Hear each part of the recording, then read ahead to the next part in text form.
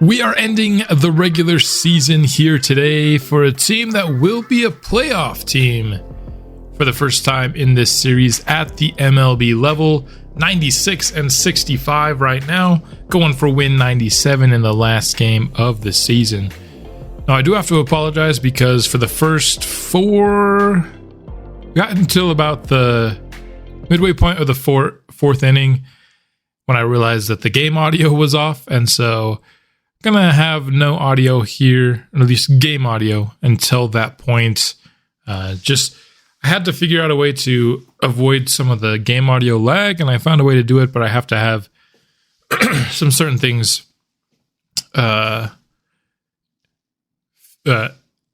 sorted out. I don't know what I was trying to say there with the audio, and I just forgot to do so before recording the start of this game. And so gonna see Buster Pringle here today. It's kind of funny how he's become really an afterthought in this series. After being, our ace for the first 7 years, and now here in year 8, we're barely even talking about him. Seems like that could have been a nice throw from Sandoval, but Boyer just did a little bit too much fancy stuff with his glove. I think that could have been out, but ultimately it does not hurt us too much in the end as Minnesota goes down without getting across home plate in the first inning. Jason Gill hitting 300 so far this year. They are going to say he went around that, and he will strike out here, bottom of the first. Bringing up Alberto Rincon, also hitting over 300. This one, just a light tapper, though, to second base, and so a quiet inning for the White Sox. 2 down here in the top of the second, and Buster Pringle. So far, so good. 2 innings, no runs allowed. Going to bring up Russell Mosqueda, who's hitting a scorching 320 this year, providing a ton of power as well. Can't wait to show you his season stats at the end because he has been just absolutely excellent. Guerra going down, looking at that pitch. Rodriguez got 2 guys on base here. He's going to get a hit. Russell Mosqueda going to come up to home base, and the throw not good enough. And so the first run of the game is across here. It's going to be Mosqueda with the run, and Chet Rodriguez filling in for Alden Evans, who had been terrible this year. And he gets this RBI. Boyer up next. Pitch top of the zone, and he got underneath it. So the fly ball will end us off with just the 1 run. Now top of the third, 2-2 is the pitch count. Emmanuel Rodriguez is going to go down swinging at that one. Freddie Lorenz up next. Fouls off the cutter. Count will remain 2-2 for the 9-hitter. And Pringle will pick up another strikeout here. Nicely done. Can we get 3 strikeouts in a row? Not going to do it. And Garrett can't get the ball fielded cleanly. He's going to be credited with an error here, of course. That was the main issue with having him start immediately, was that his fielding wasn't great, but ultimately, the error would not cost us. As the fly out to McIntyre, found out I've been saying that name wrong. And speaking of Carl, he's going to come back and single. Bottom of the third. Jason Gill with a full count here. He did not go around, and so he gets on base first and second with no outs. The next 2 batters, unfortunately, would not do anything, bringing up Garrett Guerra. This one's deep back, and it's caught. The leaping grab over in right field saves a 3-run homer. Jake Weimer What was that? That was incredible. Walker comes back and just adding insult to injury. We had a 3-run home run robbed on the other end, and now Jordan Walker gets a home run the very next play.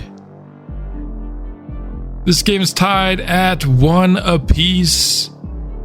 Walker, one of the more highly touted prospects in baseball in real life, at least in the game. I don't know how he's viewed in real life, if I'm being honest. I'm not somebody who follows baseball all too vigorously, but crushed that one to center field easily. Went back behind that wall at 431 feet. Pringle responds, though, with a nice strikeout the very next AB.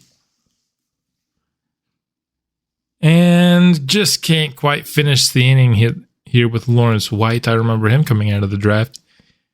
Another one kind of in that Chet Rodriguez and Darren Roman role, where he was a good power hitter year one without much upside.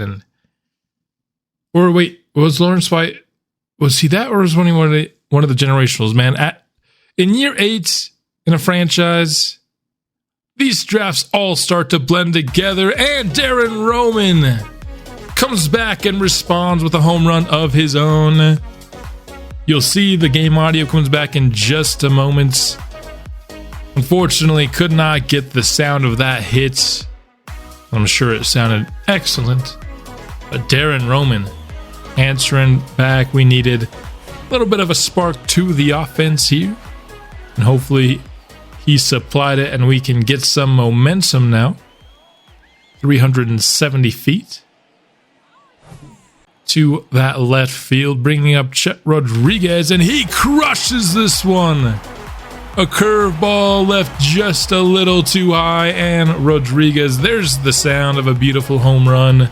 Glad we got the audio fixed before that one.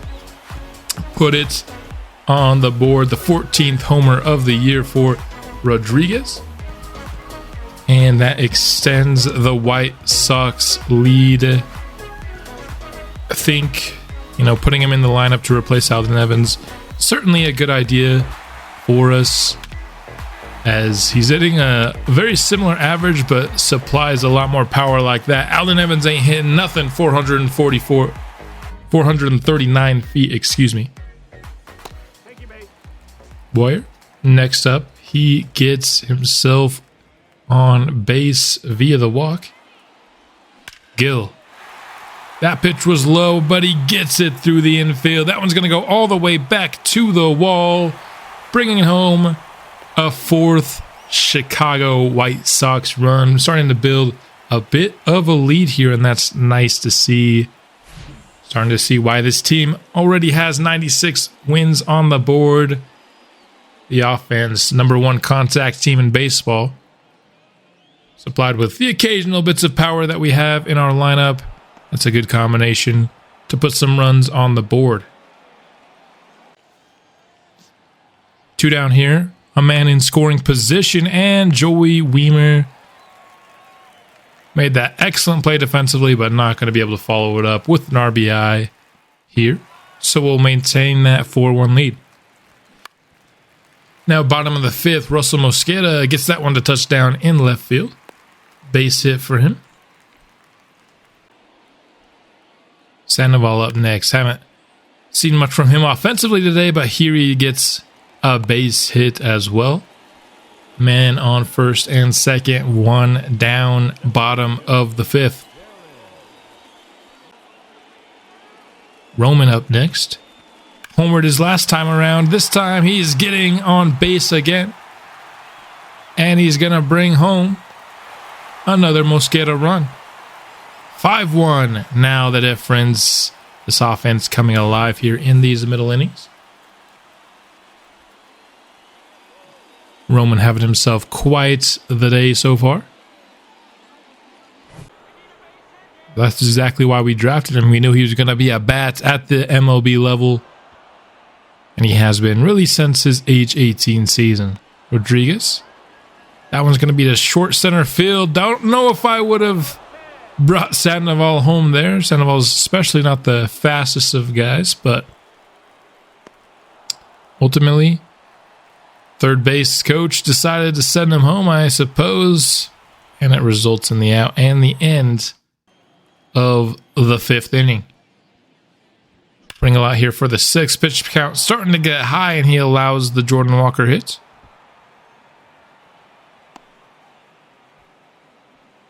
Now batting, designated hitter. 2-1 now for Royce Lewis. That one low and inside, but Lewis going to get a base hit on it. Now men on first and second for Minnesota, no outs. Brooks Lee up next. Wild pitch. Sandoval rocket throw over to third, and he gets the outs. Sandoval, an absolute stud behind the plate. A really big arm. Pringle would allow Lee to walk here, though. You can definitely see that pitch count starting to affect him as he's been pretty money through most of this game. And that diving play can't be made by Boyer. Urias beats the throw. Bases are loaded, 2 down. Just need one more out, man. I don't think he'd come out for this 7th inning, and he's not going to get the outs. That one hit well to right field, up against the wall. It's going to be a base clearing double, and this game is 4-5. And while I personally probably would have brought Pringle off the mound a little bit earlier, that will spell the end of the day for him. We're going to bring in Ornelas.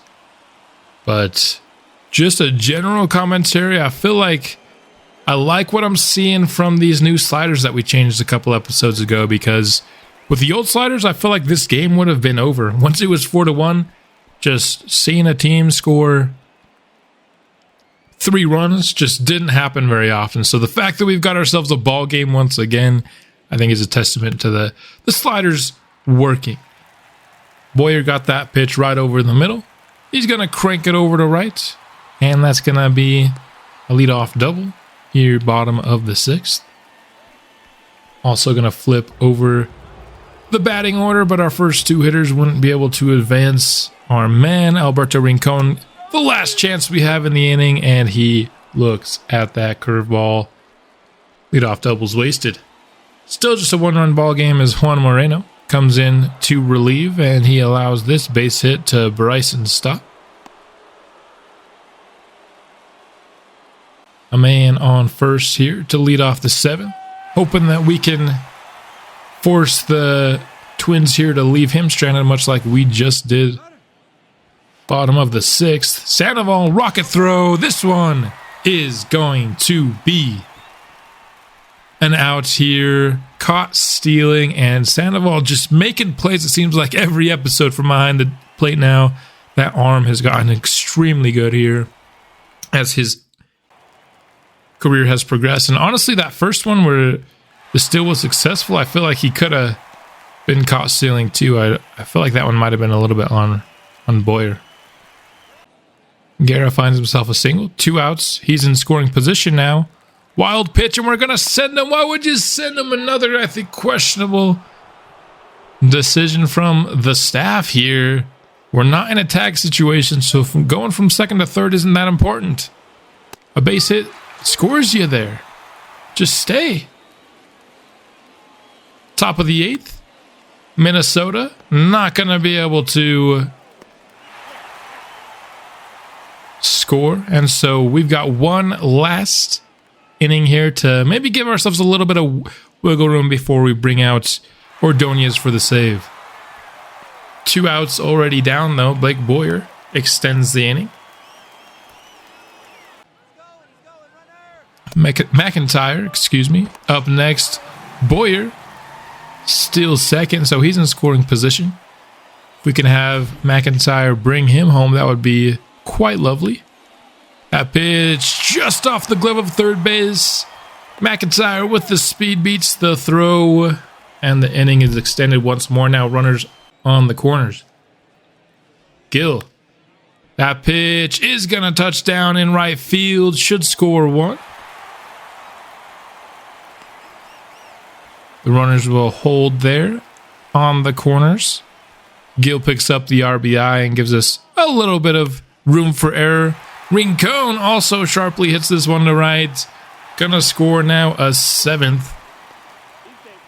And Gil slides into third. So for the third straight AB, we've got runners on the corners for Mosqueda, and he'll be pitched around here by Winder.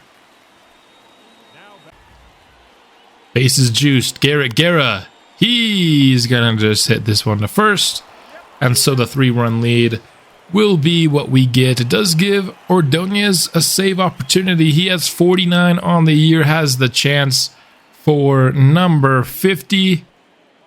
And ultimately down 2 outs. Got them pretty cleanly. The third one is going to come as well. And that's going to spell out a Chicago White Sox victory here. Win number 97, save number 50 for Ordonez, and another win for Buster Pringle, which I think puts him at 9, if I'm not mistaken. I felt like this game was a really good showcase for the new sliders. Games like this were just not stuff that we got often, if at all, with the previous slider set, and this was one of the more fun games to watch. Oh, just don't show me that again. Ugh. Robbed a 3-run homer. But I really enjoyed watching this game. And that's due to the sliders. And that's going to go ahead and end our season. 97-65, by far our best one yet.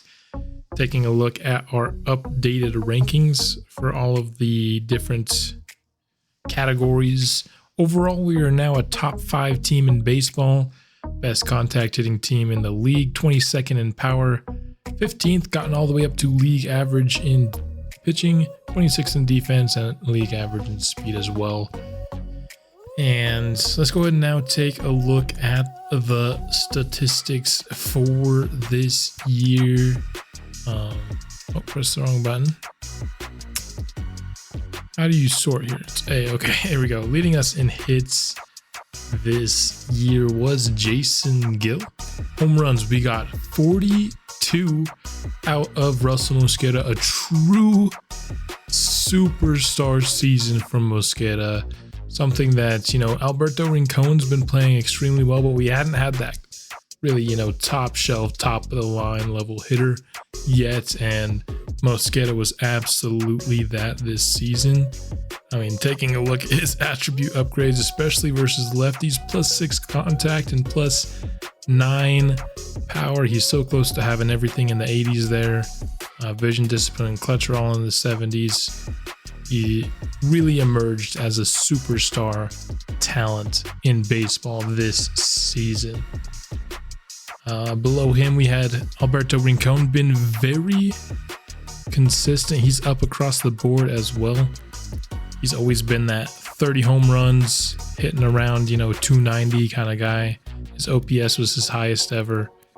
WAR was 4.6. That was his career high. It's got to be the career high in WAR for Mosqueda. He has 7.5. Awesome player here. 24 from Kevin Sandoval. His power versus lefties did go down, unfortunately,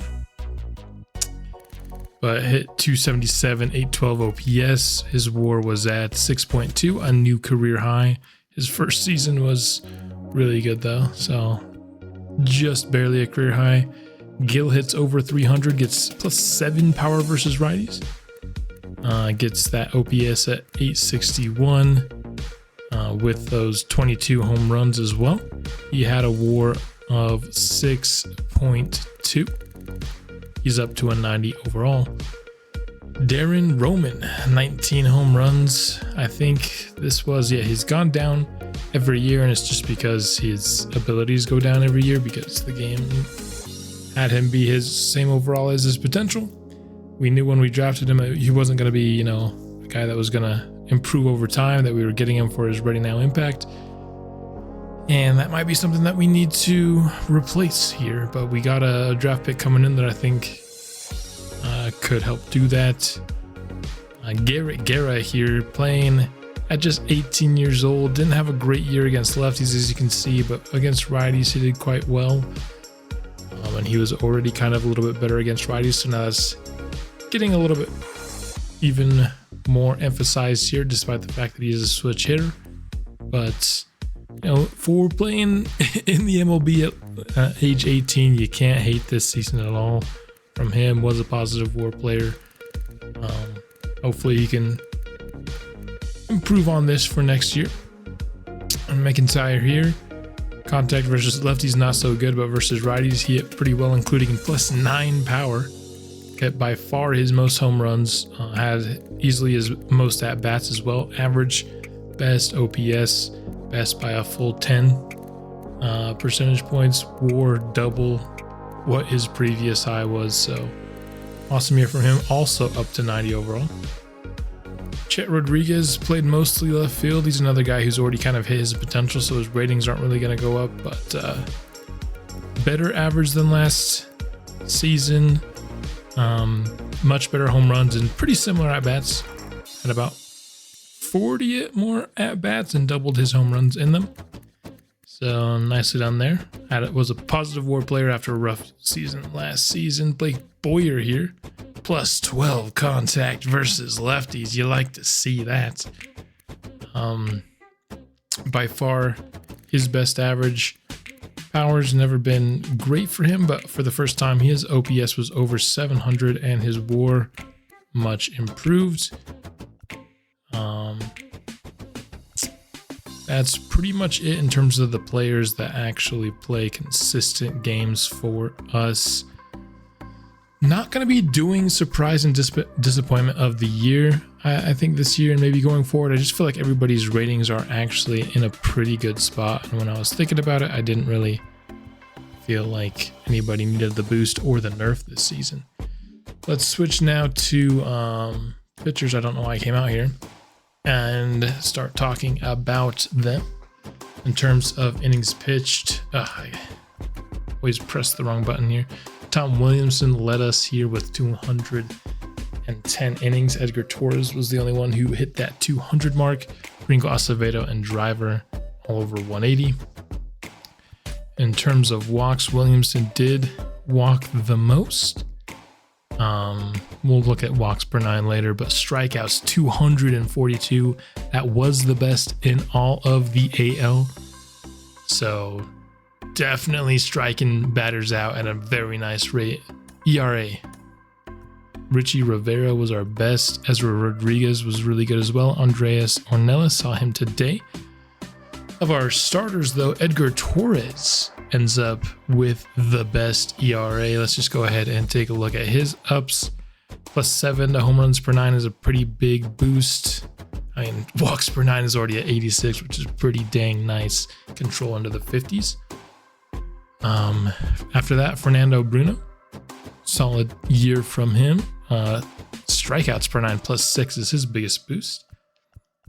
Esteban Acevedo on a little bit of a hot streak. He's walks per 9 goes up 7. Strikeouts per 9 +5 is really nice to see. Control into the 70s. I really like his ratings. Of course, home runs per 9 is not in the best of spots. And then you see Tom Williamson here. Taking a look at his stuff. Pretty consistent across the board. Seeing a lot of 4s and 5s, but home runs per 9 at +5 is his best. And he's officially into the 90s as well.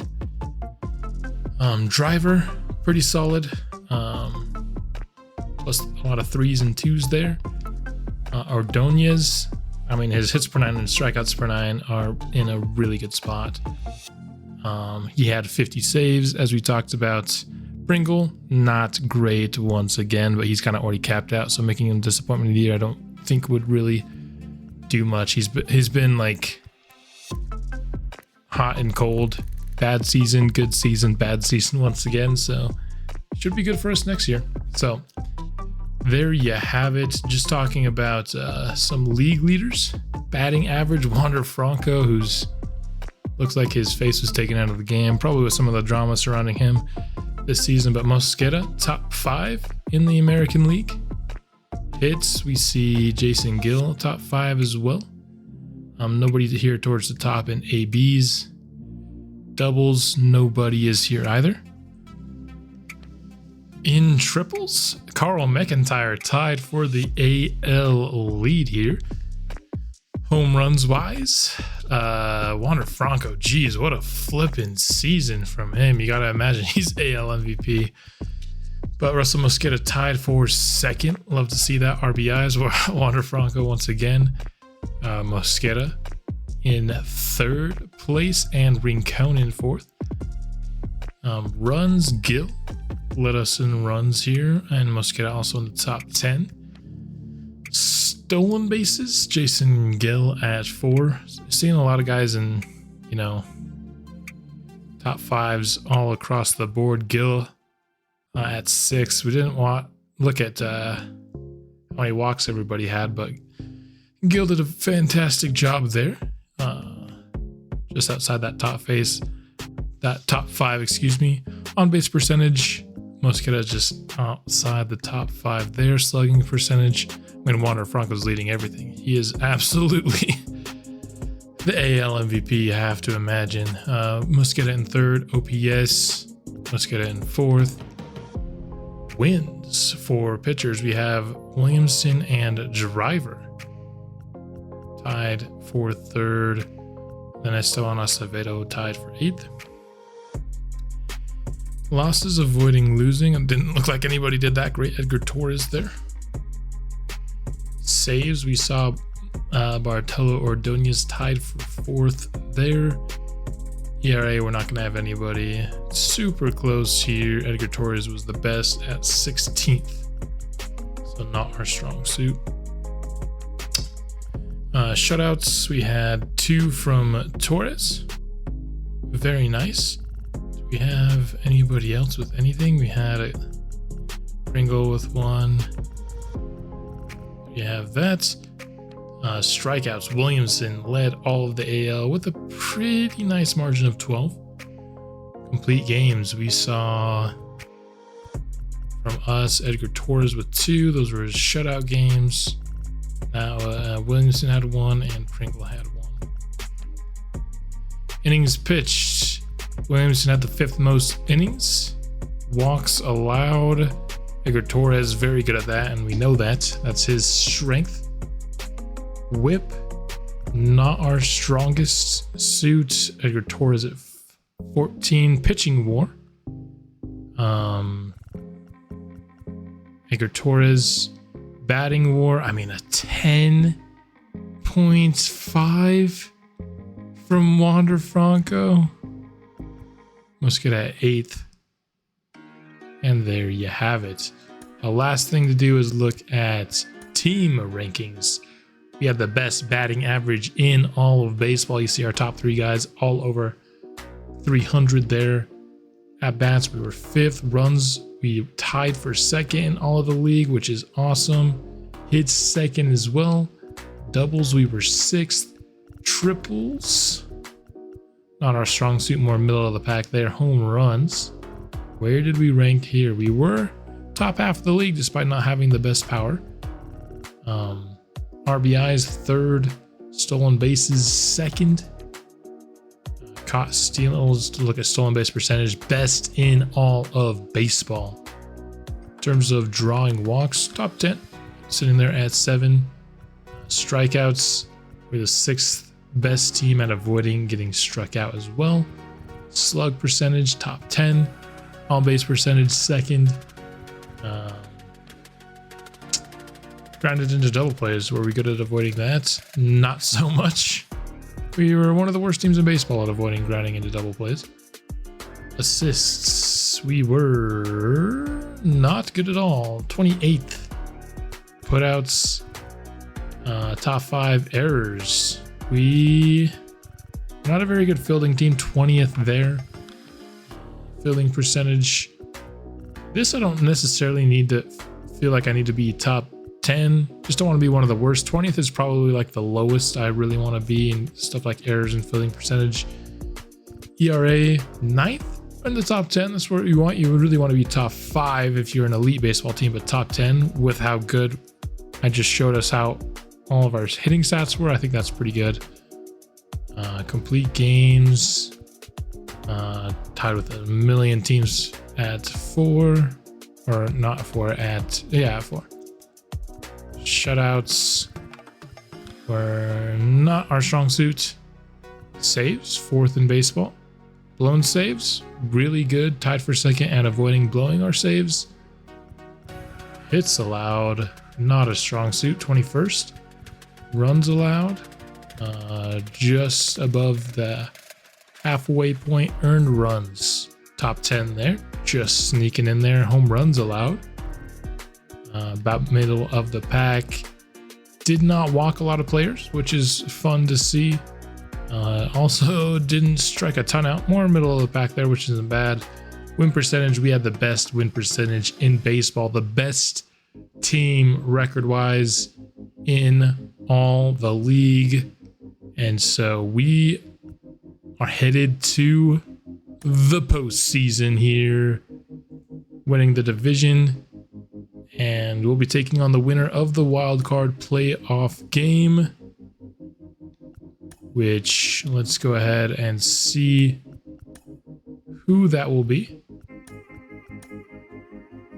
We're going to be taking on Tampa Bay and Wander Franco in the first round, the first time we've reached the MLB postseason here in this series, and I'm excited to get into postseason baseball. I'm not sure how I'm going to do the postseason.